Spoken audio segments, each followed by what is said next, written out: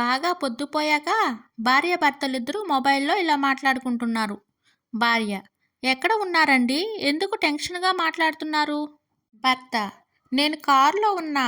Car steering, క్లచ్చు, break, accelerator అన్నీ దొంగలెత్తుకుపోయారు. ఇప్పుడు నన్నేం చేయమంటావు? భార్య: మందు తాగావా? భర్త: కొద్దిగా తీసుకున్నా. అయినా నేను కారు గురించి మాట్లాడుతుంటే నువ్వు మందు గురించి ఎందుకు మాట్లాడుతున్నావు? భార్య: ఆ వెనక సీట్లో నుండి ముందు సీట్లోకి రా, అన్నీ కనిపిస్తాయి.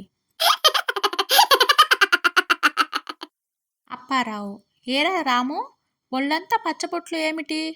రాము: ఏం చెప్పమంటారు అంకుల్, మా ఆవిడకు వాళ్ళ నాన్న ఏమి కొనిచ్చినా డాడ్స్ గిఫ్ట్ అని రాయించడం అలవాటు అంట. పెళ్ళికి కట్నం తీసుకున్నానని ఇదిగో ఇలా ఒళ్ళంతా పచ్చబొట్టు వేయించింది. భర్త: ఏమోయ్, ఆఫీస్ నుంచి వస్తుంటే దారిలో ఒక బ్యాగ్ దొరికింది. తెరిచి చూస్తే దాని నిండా రత్నాలు, బంగారం, నోట్ల కట్టలు ఉన్నాయి. భార్య: ఆ బ్యాగ్ ఎక్కడ దాచారో త్వరగా చెప్పండి. భర్త: దాయడమేంటి, ఇంటికి తీసుకొద్దాం అనుకునే లోపు మెలకువ వచ్చేసింది. కాంతం: వంటలవి ఎలా ఉన్నాయి బాబు? కిరణ్: ఇవన్నీ మీరే చేశారు కదా ఆంటీ? కాంతం: అవును, అంత కరెక్ట్గా ఎలా చెప్పావు? కిరణ్: అన్నంలో రాళ్ళు, తల వెంట్రుకలు ఉంటేను.